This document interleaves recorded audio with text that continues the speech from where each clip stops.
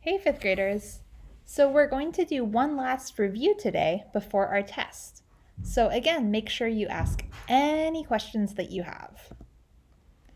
So last time we worked on putting our people on a number line, and overall we did really well with this.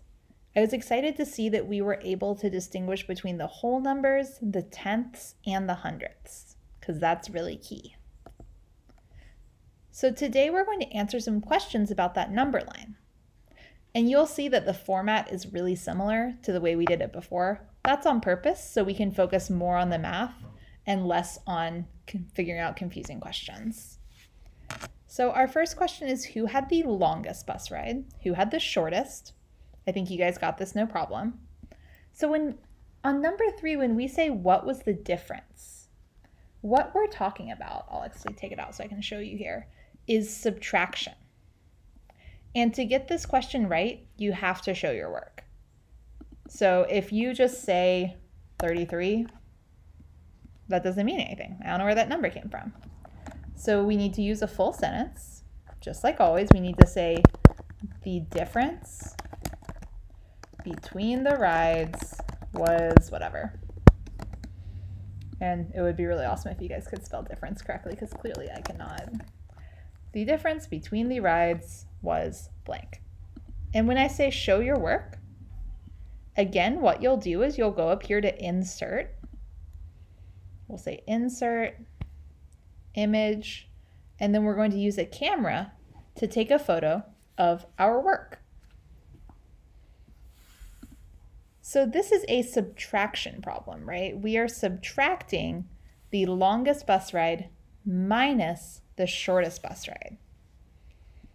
So otra vez, esta es una cuestión de restar el más largo del, al opuesto, el más corto del más largo.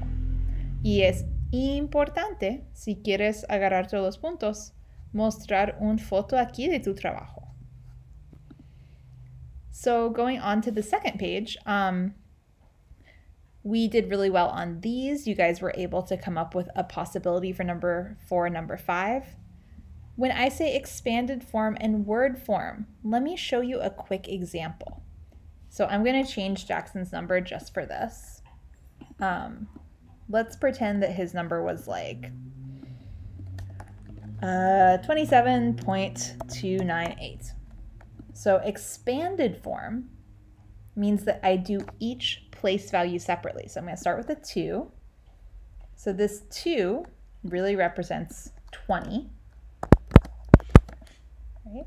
The 7 really represents a number 7. 7 wholes. Then we get into the decimals. So 2 tenths, I'm going to write 0.2. 9 hundredths, I'm going to write 0.09. And then 8 thousandths, I'm going to write 0.008, so 8 thousandths. And for word form, I would say 27 and 2 tenths, 9 hundredths, and 8. Oh, I need to write that out. 8 thousandths. So again, it's 27 and 2 tenths, 9 hundredths, and 8 thousandths.